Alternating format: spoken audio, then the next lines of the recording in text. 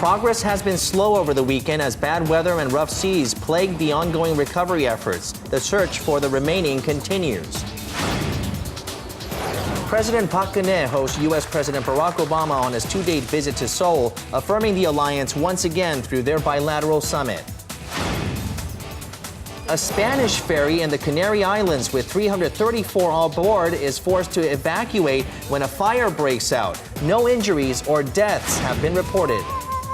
And meet Britain's pop fairy known as the Angel Who Sings. Her heavenly voice captivated millions around the world, and she took a special journey in Korea on Korea Today, Monday, April 28, 2014. From Arirang News,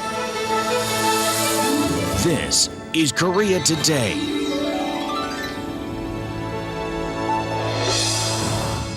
Hello, good to have you with us on Korea Today. I'm Oh Jin-ju alongside Kim Min-jung and Kim Young.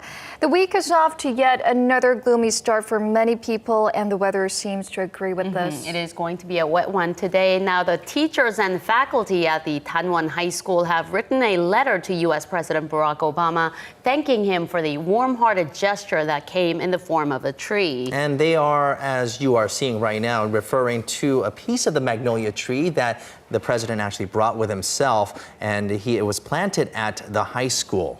And in the letter, the school wrote that this will remind them of the painful lesson that no such tragedy should ever occur in the future. That's right. Now, classes at the Danwon High School have resumed, but search and rescue operations have been halted due to bad weather conditions off the southwestern coast of Korea, where the Sewol-ho ferry sank almost 2 weeks ago. With more than 100 people still missing, rescue teams are trying to come up with different ideas to get to the inside of the ship until the last passenger is found. Let's go straight to our Kim Ji-yeon, who joins us from our news center. Ji-yeon, what can you tell us? Hello, Min-jung. The authorities are now considering using more tools to speed up the search operations. The government says divers will use compact explosives to take out debris that is blocking passageways within the ferry, but only when the parents of the missing students give their consent. The explosives will almost certainly speed up operations, but there is the concern that it may damage bodies trapped inside. Authorities say they are starting to use equipment to cut metals and open doors within the vessel. The move looks to address criticism that the search operation is taking too long, one of the major complaints made by the families of the missing passengers. They're also preparing to lift the ferry out of the water and put it upright after search operations are complete. But the Commissioner General of the West Regional Headquarters of the Korea Coast Guard, Kim Soo-yeon, says that this will only happen after they have completed their search operations, since pulling the ferry out and turning it upright may also damage bodies inside the vessel. Up to now, the divers have completed their search of just over half of the cabins. It has recovered bodies from around 35 of the cabins as of Sunday out of the 64 cabins that are under its search plan. Ji-yeon, now, in the meantime, investigation continues into the cause of the ferry sinking, and authorities have raided the Mokpo Coast Guard station over the weekend. Now, tell us more about that. You're right, Min-jung. Prosecutors and police investigating the case suspect officers there neglected their duty to effectively deal with the situation in the early stages of the rescue. The Mokpo Coast Guard has been accused of wasting precious minutes by asking a student who made their first emergency call from the ferry whether he knew the coordinates of where the vessel was. This comes as prosecutors raided maritime traffic control centers on Jeju and Jindo Island over the weekend. They are suspected of neglecting their duties in the early stages of the ferry sinking and giving up their responsibility for an area that they should have been monitoring. I'm Kim Ji-yeon reporting live on the Korean ferry disaster. And amid mounting criticism of the government's handling of the Sewol-ho ferry disaster, Prime Minister Chung Hong-won tendered his resignation for the government's poor response early Sunday. I would like to express my deepest condolences for those who lost their lives, and my deepest apologies to the victims' families. I'd like to apologize on behalf of the government for mishandling a slew of problems that could have prevented the accident to the government's initial and follow-up response. President Park Geun-hye said that although she will accept his resignation, it will not be until the situation with the Sewol-ho ferry is under control. A cabinet reshuffle also looks likely, and many other government officials are expected to be held accountable for what critics say was a slow, lackluster initial response to the ferry disaster. The Korean public showed mixed responses to the Prime Minister's announcement, with some criticizing the move as untimely, while others saying it was long overdue. The ruling Saenuri Party urged the Prime Minister to see this through, while the opposition New Politics Alliance for Democracy slammed the move as utterly irresponsible and cowardly. In the past 5 days, some 140,000 mourners have paid their respects at the altar set up for those who lost their lives in the Sewol-ho ferry disaster. So far, the altar has put on display the portraits of 136 students, 4 teachers, and 3 other passengers who went down with the ill-fated ship. The joint memorial altar, which has been set up at the Ansan Olympic Memorial Hall, will be moved to a different location as of midnight tonight. The official altar will be set up at the Arirang Park, also in Ansan, the city where most of the passengers on the ferry are from. Mourners can start paying tribute to the victims at 10 o'clock Tuesday morning.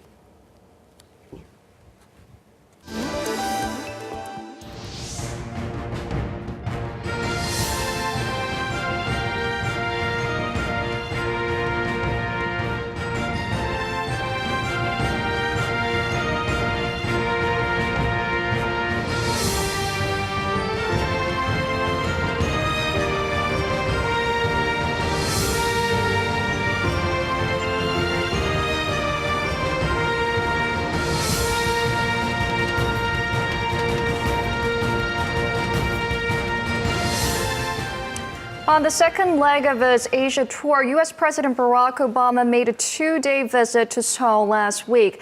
Observers say his visit this time around served as an opportunity to reaffirm the South Korea-U.S. alliance, and in particular when it comes to North Korea policies. For more on this, we're now joined by Professor Kim Eun-mi, Dean of Graduate School of International Studies at Ewha Women's University. Welcome to the program. Thank you.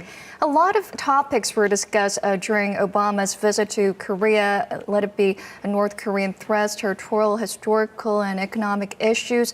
What do you think were some of the key accomplishments? From the South Korean side, I think a reaffirmation of a strong alliance between ROK and U.S. was very important. Of those more minor details within that is the personal and heartfelt condolences that really touched the people's hearts. And I think that was a very important gesture toward Korea at this very difficult time. Second is the ROK-U.S. alliance in military affairs that U.S. has agreed to open the issue of postponing the APCON giving to South Korea in 2015. Will be the third time they'll renegotiate on that. I think that was very critical. Third, I think the issue on the FTA and the TPP was also a move forward from the Korean side. I think there were some real tangible discussions on how to move forward, and I think that was very good. Finally, returning the royal seal and many other seals that were illegally taken out of the country during the Korean War was also a very nice gesture and nice gift to South Korea at this time. Mm-hmm. And you mentioned for the first time ever, the leaders of the two countries visited the Combined Forces Command headquarters and agreed to rediscuss the transfer of wartime operational control from Washington to Seoul. Now, the two leaders have clearly showed that their firm stance on the alliance of the two countries. And what kind of message could this convey to North Korea at this time? I think, unlike in some previous administrations, this shows a very strong united front between Republic of Korea and the United States. There's no wish to drive between these two very strong allies, and reaffirming their strong alliance, I think, was a very clear message to North Korea that they're serious, they're on board, and they're together. And I think that's a very strong message. And the words they used, both presidents have used, were very strong about the possible nuclear experiment. I think that was a very clear message. And you saw the day after, President Barack Obama's visit, the North Korean press continue to say a lot of things about this visit and about that particular statement on the military. Right. And moving on to some economic issues, President Park and Obama agreed to make sure that the Korea-U.S. Free Trade Agreement is fully implemented. Now, fully implemented, what does that mean? And does it imply anything about the potential of Korea participating in the Trans-Pacific Partnership? Excuse me. For the first part, there has been some differences in opinion about how to implement the local content rule. Both governments were hesitant about accepting the other government's official documents as the only document necessary to proceed forward with the local content rule. They had in the past said that you must follow our nation's standards and you must put all of your products that need to go into FTA into a very extensive testing. They've now done to do away with that and will honor the each other government's official documents as the only document that's necessary. So that's a huge move forward that will allow the FTA to move more in full force. This was very important for President Obama because President Obama has seen in his country that the trade deficit with Korea has been actually increasing from the U.S.'s side. So domestic constituency need to be convinced that South Korea is a good player and having this FTA with South Korea is beneficial for the United States. That will be a very important condition for TPP. As well, they have discussed the evidentiary documentation for FTA is going to be similar to the TPP negotiations. So preparing and moving forward on FTA is a critical step for TPP. And another notable thing was President Obama publicly criticized Japan's wartime atrocities, describing its wartime sexual enslavement as a terrible, egregious violation of human rights. Now, it's the first time a U.S. president actually used such strong words on the sex slave issue. Could this pressure Tokyo to change its attitude when it comes to historical issues in the future? Well, I hope so, because I think from the U.S.'s side, they need both South Korea and Japan as very important allies in Asia.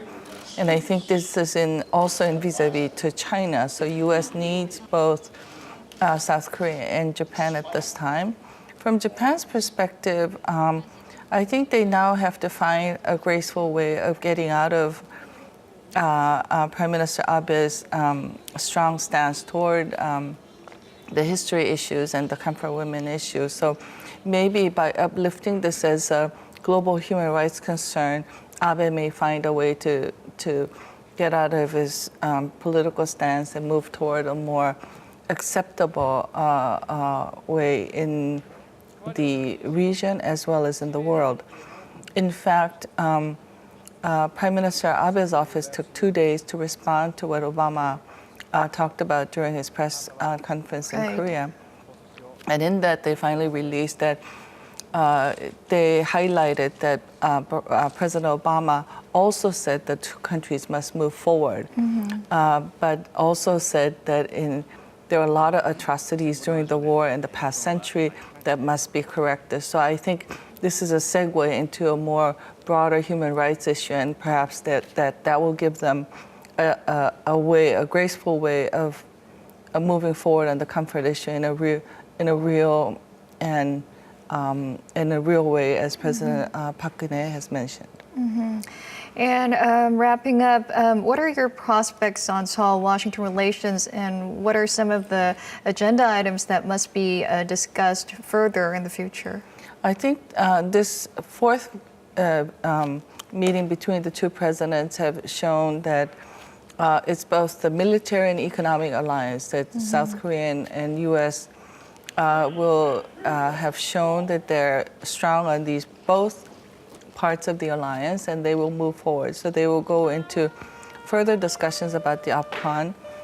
They will have to continue the discussions on TPP. So many more issues in front of us. And discussions in front of us as well. Thank you, Professor Kim, for your time this morning. Thank you.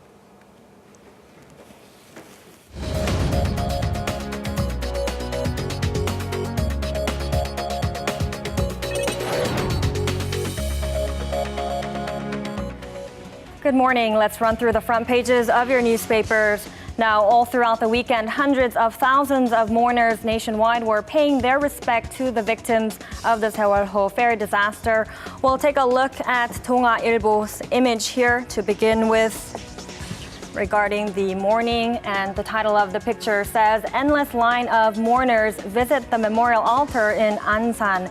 In the picture, you are seeing mourners line up in order to visit the memorial altar in Ansan of Gyeonggi-do province. Yesterday, the playing field of a neighboring public school was used to accommodate the large number of visitors, more than 160,000 of them mourning the deaths up until yesterday, according to this paper. And we'll take a look at the headline beneath that image here separately. In the meantime, this headline says Prime Minister Chung Hong-won offers a resignation. The president accepts it after disaster is fully dealt with. So the Prime Minister offered his resignation, as you heard earlier in the program, over the government's failure to properly handle the nation's ferry disaster. Now, President Park Geun-hye accepted it, but expressed willingness for him to wait until the disaster situation is brought under control, as she stressed that wrapping up the accident and the rescue work especially is the most urgent job at this point. And moving on to 조선일보, we'll have a look at the top headline here regarding Yoo Byung-eun, the de facto owner of Cheongjin Marine Company. Now, the headline says Yoo Byung-eun's family suspected of illegally moving over $15 million overseas. So the Financial Supervisory Service has confirmed that Yoo of having purchased overseas real estate and is now investigating if those properties were acquired through illegal means. The financial agency verified Yoo and his family had some 7 cases of establishing overseas corporations and illegally buying properties abroad via moving some 16 billion won, or more than $15 million outside of the country. Financial authorities are also looking into whether the Yoo family violated foreign exchange transaction laws by failing to declare their purchases when acquiring the property. And this image right here beneath that, it shows that commemorative ribbons were placed on top of the memorial altars as innumerable mourners expressed their condolences to the victims. Once again, as the picture of the title says, ribbons instead of flowers, 100,000 chrysanthemums run out. Now, black ribbons were placed when they ran out of they ran short of the flowers that were prepared in advance. And going over onto Gyeongyang Shinmun, onto the side story here regarding the rescue and search operations. The headline says, poor weather once again hampers the rescue efforts, still 114 unaccounted for. Now, strong waves, the fierce winds and low visibility once again hampered the efforts by authorities yesterday to retrieve and recover bodies still trapped inside the capsized ferry. The lack of progress in search operations has only added to the sense of despair and grief among the passengers' families, who continue to camp out in Jindo, anxiously waiting for news of their loved ones.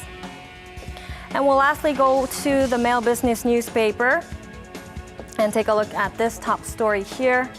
And now it's a story giving a critical look at the country's bureaucracy. The headline says, the sunken brand of Korea breaking down stronghold of a bureaucratic mafia.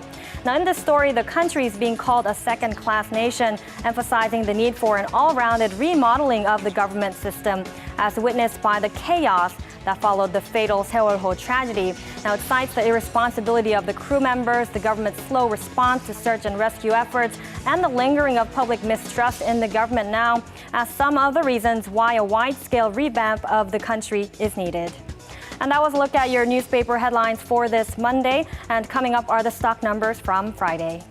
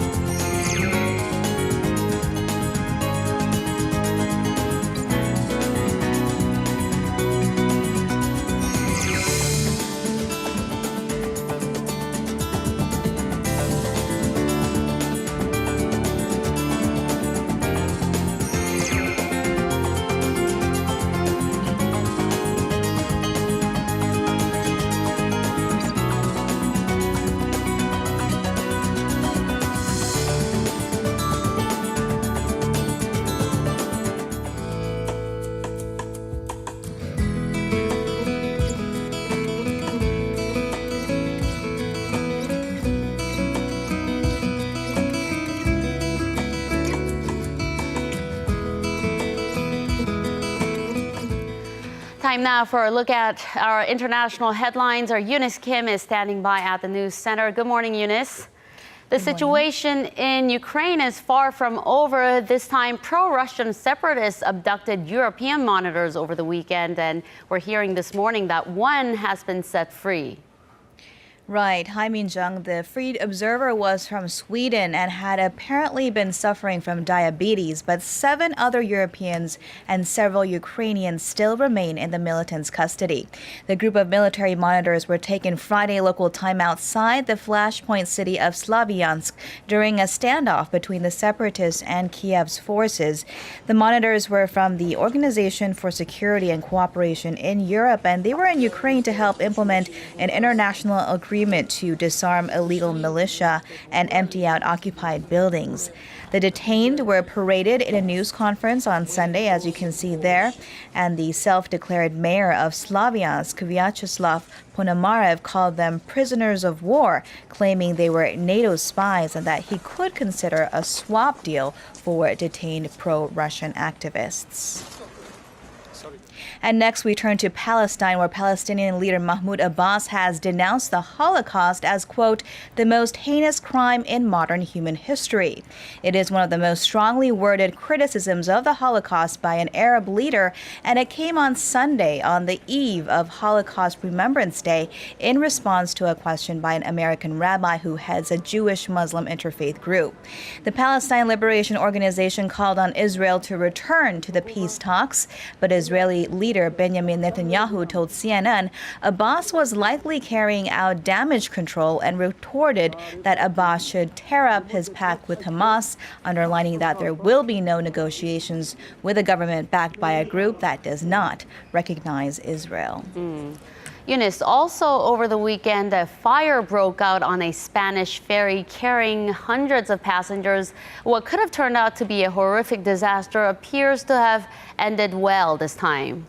Right. This, of course, news that I think strikes close to home here. The Spanish ferry was carrying 334 people while en route to the island of La Gomera in Spain when a fire had reportedly started in one of its car decks late Friday local time. Now, that was enough to call for an evacuation of the vessel, and the crew of 15 safely rerouted the ship back to a port in Tenerife. Now, Spain's Maritime Rescue Services said it did send a helicopter and a ship to help in those evacuation efforts. A spokesman for the Armas shipping company said there were people who suffered panic attacks, but thankfully in this case, no physical injuries to report. Similar ferry accidents, but such contrasting endings there. Thank you, Eunice. You bet. And still to come on Korea Today, the online community continues to mourn the loss of precious lives from the Sewol-ho ferry accident. Various contents ranging from tribute videos to songs and cartoons flooding the web and touching the hearts of many. Simon O brings you more of these stories.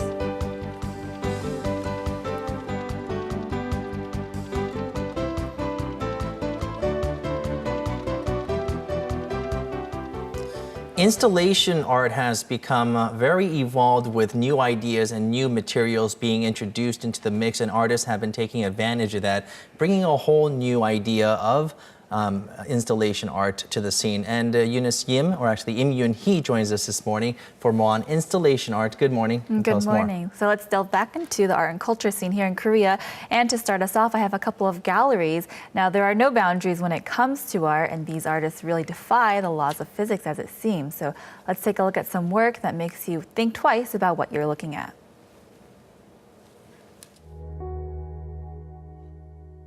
Is it a painting or is it a picture? These works may look like they're hand-painted carefully by an artist, but in fact, they're snapshots from a photographer who uses his camera to create his brushstrokes. The frames capture the side of a desolate building or an empty street, all of which look like paintings, but are actually captured by the camera.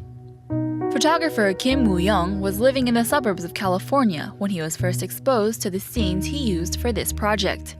He doesn't want money or fame, he just wants to maintain the purity of his works. Nature can be found on this road, and this road plays a very important role in my life. Even though there's eternity, there's also a connection, and there's meaning behind my works.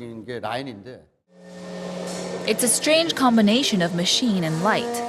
Titled Falling Light, this piece, created by the London-based trio known as Troika, creates a sense that you're walking through ripples of water on the ground. Electrophobe is another piece that melds science and art, something this group is well known for. Featured around the world, these artists create works that make the viewer question reality. Whether it be colorful strings flying through the sky or hanging from the ceiling, these artists marry unlikely categories into harmonious and beautiful modern works of art. Is there a place for a synthesis, like finding a more holistic way between things that are normally opposed, like technology and nature, or science and art, or science and religion? So we're trying to find like a way where there's a very happy collaboration. You know, Geun-hye, I've noticed that installation art doesn't normally include like landscapes and such, but it usually goes with something science fiction, something very futuristic, as we just saw. Right, so the artists we just saw in the report, they really make it a point to connect what you or I would see as polar opposites, such as science and art, technology and philosophy, even efficiency and human emotions. And so they really want to make people, their viewers, think twice about what they're looking at, and maybe even think twice about how they view the world. Well, it looks like a lot of these installation art pieces are going to make their way into several different ways that you can actually catch them at exhibitions. Thank you very much for that report. My pleasure. All right, still ahead on Korea Today. Now we're going to be talking about a British artist who's also known as the girl with the angelic voice, who actually came to Korea for a little while. Now she expressed her condolences, saying she will offer all the proceeds from her Korea concert to the victims of the ferry disaster. Now her name is Connie Talbot, of course, and she shares with us the experience that she had right here in Korea.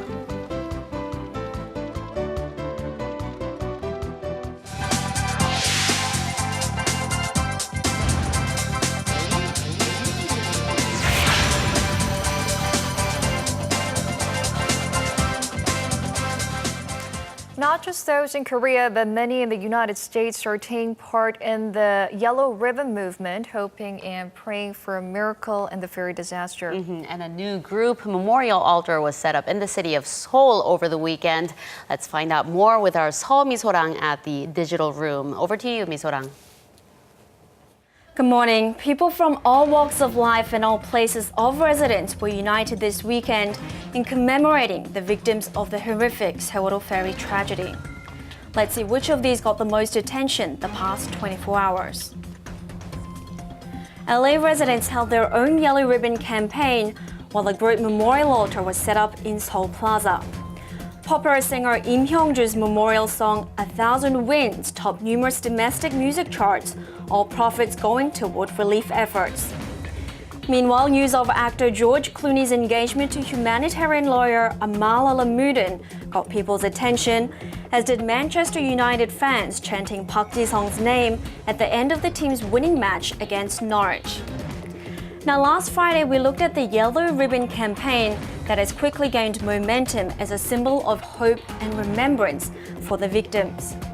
Over in LA, they held their own version of the Yellow Ribbon campaign. Let's have a look. Separated by a distance of nearly 10,000 kilometers, but united in commemoration. Korean university students studying abroad in Los Angeles held a Yellow Ribbon campaign last Saturday. 50 students tied the ribbons around a tree in front of the Consulate General of South Korea in LA and invited passers-by to also take part. LA locals wrote messages of hope and condolences on the ribbons before adding them to the tree or tying them around their wrists and backpacks. Elsewhere in Los Angeles, where there is a large Korean community, a commemoration gathering was held outside a large restaurant on Saturday, while on Sunday, around 100 people gathered in the city's Koreatown for a candlelight vigil. And we are all united in our prayers. Coming back to Korea, there was a group memorial altar set up in Seoul yesterday afternoon. Let's have a look. A stream of people gather in Seoul Plaza to pay their respects to the victims of the Sewol-ho ferry disaster. Despite on-off rain showers throughout the day, people continue to pour in, some 3,000 people coming by within the first 3 hours of the altar's opening. People are burning incense, laying white chrysanthemums, and tearfully praying for the reprise of the deceased. Nearby, visitors pin yellow ribbons and write messages of remembrance for the deceased and hope for the missing at the wall of commemoration and hope. Now, this altar is one of many that is being set up around the nation so that residents outside the city of Ansan can also pay their respects. The Seoul Plaza's altar will open from 7 a.m. to 11 p.m. daily until the group funeral ceremony is held in Ansan. For the altars in other cities, please contact the individual city offices for more details. That's it for today's news sum up. I'll be back with more updates tomorrow.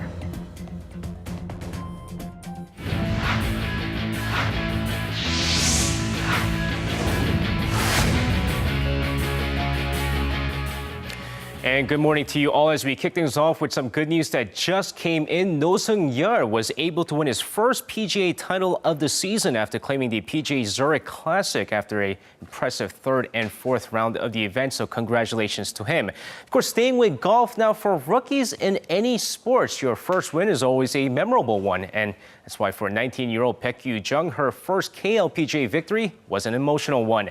Now at the KLPGA Nexen Masters, the 19-year-old finishes off the last round with 6 birdies, 1 bogey, and 1 double bogey. Good enough to finish 9 under par overall to claim her first KLPGA title of her career.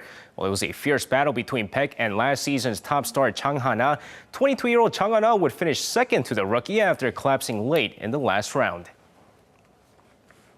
And now moving over to basketball, where Samsung Insurance Life has been trying to get Amber Harris a Korean citizenship in hopes to have her play for the national team.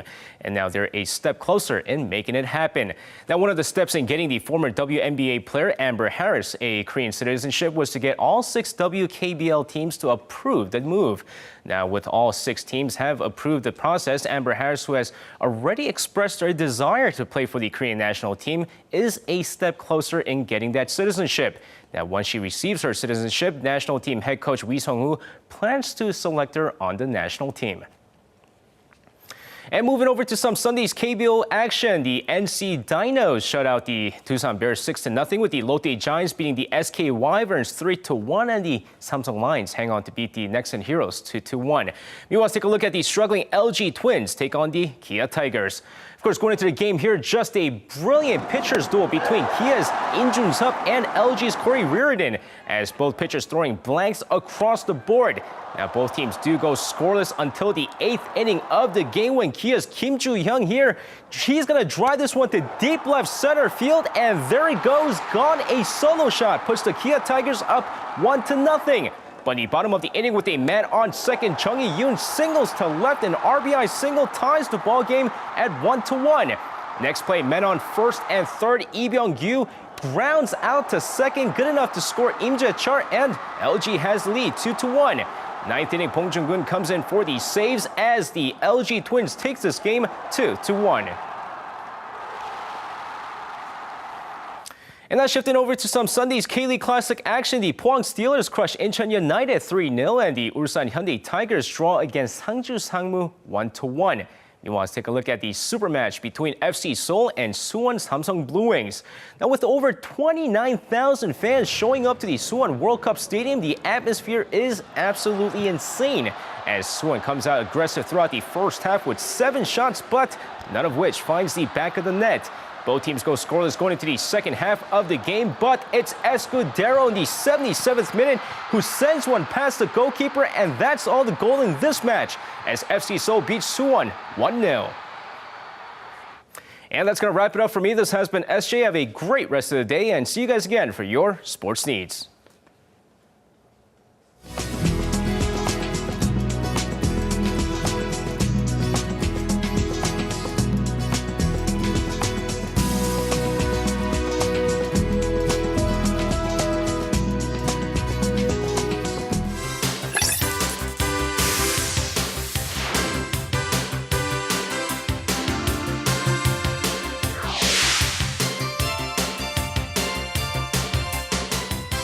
Good morning. My name's Simon O, and this is Viral Feed. Let's take a look at some of the top stories to be making waves across the internet. Now, even now, in what seems like the darkest hour, people are still not giving up hope for a miracle. Members of the online community have been posting various tribute songs as a way of paying their respects to the victims of the Sewol-ho ferry incident. And it looks like some of Korea's most famous artists are also taking part in the movement as well. Let's see what they had to offer.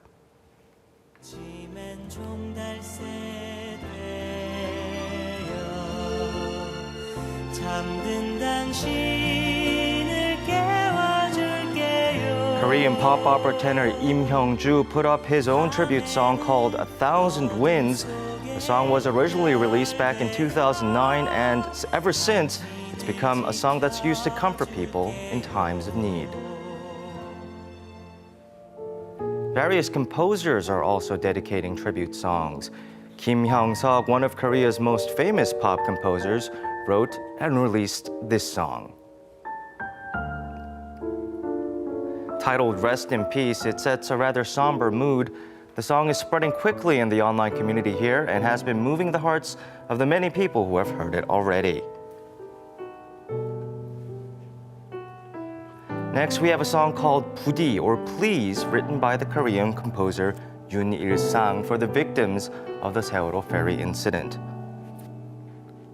People who have heard this song online have left comments such as, "I pray that you will be happy in heaven," and "We will never forget." Composer Yoon-il-sang has said on his Twitter account that the comments about his song act as the lyrics to his piano instrumental.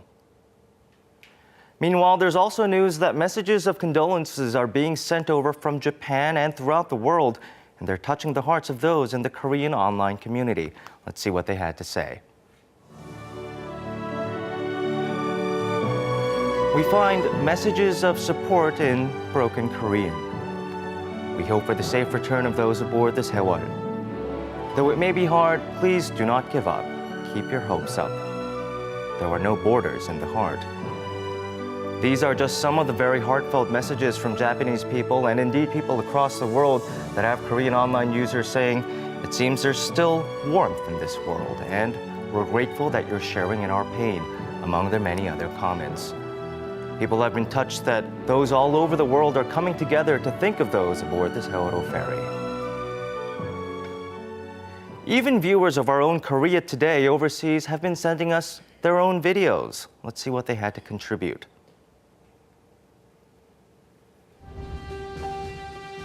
This video combines photos relating to the Sewol-ho ferry with messages of support for the victims, and a heartfelt demonstration of the sympathy and respect being shown by the online community. One online user dedicated a comic to the heroes of the accident and posted it online. Let's take a moment now to look at some of the stories behind the scenes regarding the heroes of the Sewol-ho ferry. Crew member Park Ji-young never lost her composure in the face of danger and handed out every last life vest, including her own, to students on the boat. Nam Yun-chul was a fun and caring teacher, but he lost his life in his efforts to save his students until the waters overcame him. Despite the danger he was facing himself, Park Ho-jin mustered all of his strength to rescue young Kwon Ji-young, who was separated from her parents. And even at this very moment, UDT, SSU, and civilian divers are plunging into the murky waters in search of any last hope. All in all, the message is clear. Heroes of the Sewol, we will never forget you. And finally, to wrap up Viral Feed for this Monday, we have a story that will hopefully bring us a little bit of cheer.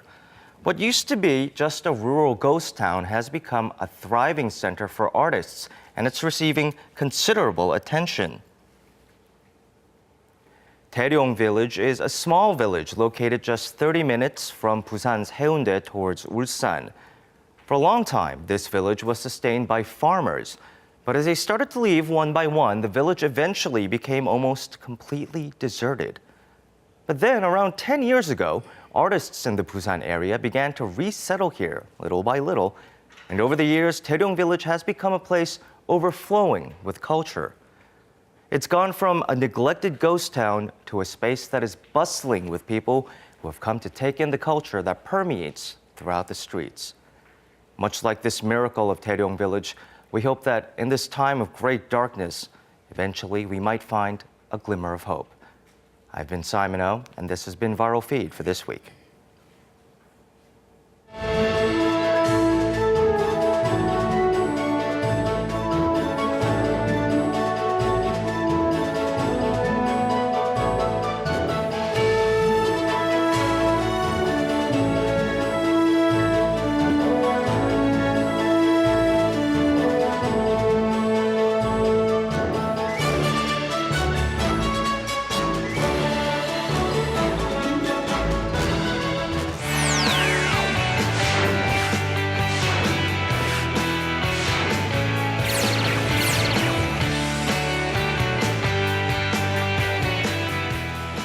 And Chamina joins us finally once again for our Ins and Outs segment. Today we have a young artist, 14 years old, by the name of Connie Talbot.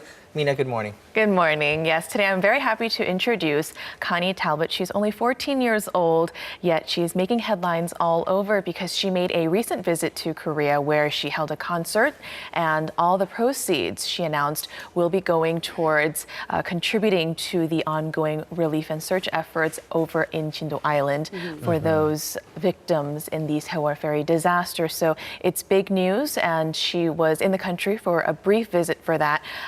And she also got to do some fun things while she was here too. So we're going to be following her during her journey and trip in Korea. Let's take a closer look. The little girl who once appeared on the British television talent show competition, Britain's Got Talent. Connie. How old are you, Connie? 6.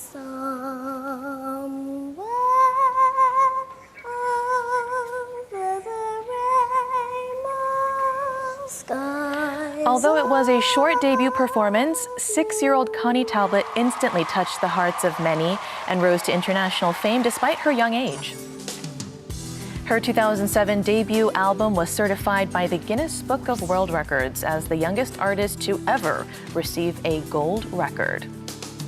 She was very well received during her last visit to Korea in 2008, and 6 years later, she drew more attention for her visit on April 20th.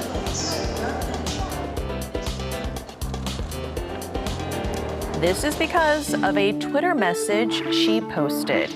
Connie Talbot announced that she would donate all the proceeds from her Korea concert to the victims and recovery efforts of the ferry accident. As well, and my mum and dad agreed to the idea as well. We watched it on the TV at home, and it was really such a sad time. We felt really, really, really sorry for all the people who was on the ferry and the families. If we could help in any sort of way, that would be great.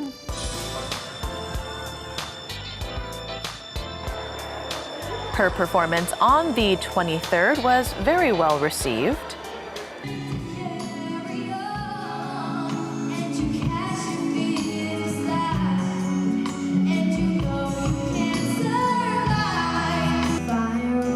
Connie Talbot did not fail to mention the Sewol-ho ferry during her performance. But however, due to the sad, really, really sad times here and the tragic that happened, we thought it was best to swap the song to another song.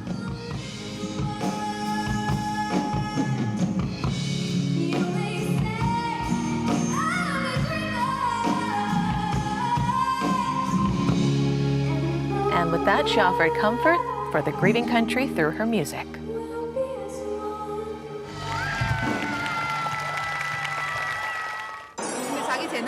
It was really touching and meaningful. We're really thankful and admire her for donating all that money for others, even at such a young age.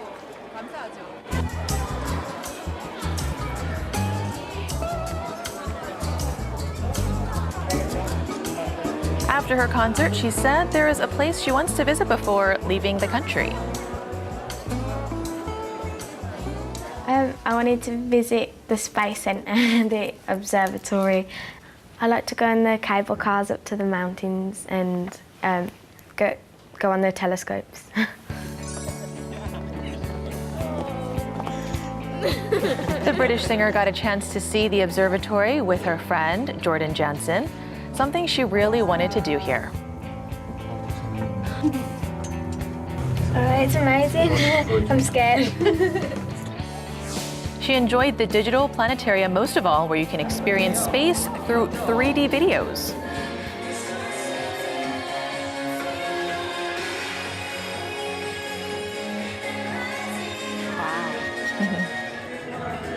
And it looks like Connie Talbot is in the midst of falling stars. It was a special event prepared just for her, and it looks like she really enjoyed it.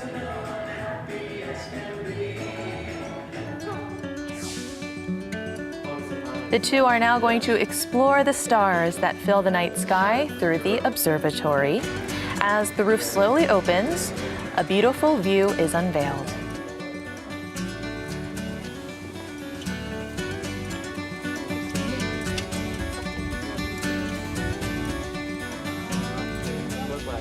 It looks like... Watching her enjoy the wonders of the universe shows that, without a doubt, she is a 14-year-old teenager after all. It's amazing. But her laughter is cut short as she folds her hands together to say a little prayer. I'm praying for the victims on the ferry and their families as well. Connie Talbot shares the pain with others despite being in a different country. The song that she prepared to console a grieving Korea begins to ring throughout the observatory. I'm sorry that I couldn't get to you.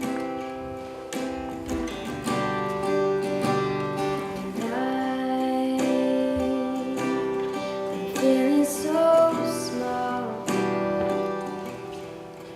It was over my head.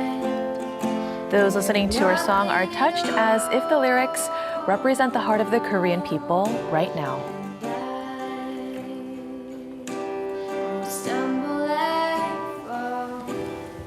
I don't think there's much to say. I really can't help in any way, but may just God bless you, and maybe one day happiness will come their way again. Connie Talbot, with her voice that lifts souls and hearts, the Korean people will not be able to forget the message of hope and comfort she offered. And with this, everyone sends a message of thanks to the British singer, hoping that the next time she visits the country, her fans will have something to smile about. And those lyrics when she said, "I'm sorry we couldn't get to you," it's like how Koreans feel about the victims on that Sewol-ho ferry accident. And she's only 14 years old, but she is so considerate and mature. She really has a heart of gold, I think. Yeah, and I think the whole country really saw that. She is truly beautiful inside and out. She really moved concert goers with her music, and I think she gained a lot more media attention as well from that. And being that she is very young, people are thinking, you know, how did she get started with music? And it wasn't just a passion for music that she had. It started actually with her mother. She wanted to support her mother at a young age, at the very young age of 6. Her mother was grieving over a loss of her own when her grandmother passed away. So dealing with loss and a loss in the family especially, I think she's able to relate to Korean people right now as well. Right. And I heard that her dream isn't just about becoming a singer, being a singer. Right, absolutely. I mean, being on this huge talent show, the Britain's Got Talent, you think, oh, well, she wants to be in entertainment. But actually, her dream is to be a doctor who also sings. So someone who heals others through music, maybe? Through music, yeah, I guess you could say. I think she's on her way or on the right track and has fulfilled her dream, part of it, by performing in Korea and bringing and consoling the hearts of Koreans. I'm sure those here. people who were at the concert were consoled when she sang those songs. It was beautiful. It was beautiful. It was very nice. But we've seen some Korean celebrities make some donations and make efforts as well. But following Connie's efforts and what she did, I understand that there's other artists, both local and abroad, that are pitching in. Absolutely, yeah. Connie is one artist from abroad who has contributed in efforts that are ongoing to help the victims as well as recovery operations. A lot of local stars also we're seeing made donations, whether it be anonymously or through the news outlets that are reporting them. One we saw was a Japanese figure skater, Miki Ando, and she wrote a handwritten letter as well as donated $1,000 as part of recovery efforts. Also, we saw other donations pour in from celebrity Chu Sung-hoon, and he is the mixed martial artist who stars in an entertainment television show here, and he donated $50,000 on behalf of his family. YG Entertainment's Yang Hyun-suk also donated $500,000 to recovery operations, and he made the announcement saying that as a parent himself, he truly does feel for the victims, and he made the donation through his charitable arm under his agency. Right, so it doesn't have to be only with money or with donations. A lot of people are sending their thoughts and prayers, and there's an online memorial altar set up as well. Right, I mean, you can make contributions in a variety of ways, not just through monetary donations. You can go on site, you can volunteer, or you can pay respects at the Ansan Memorial, for instance. But for some who can't make it out there, you know, there is a long line there, as you mentioned earlier in the show.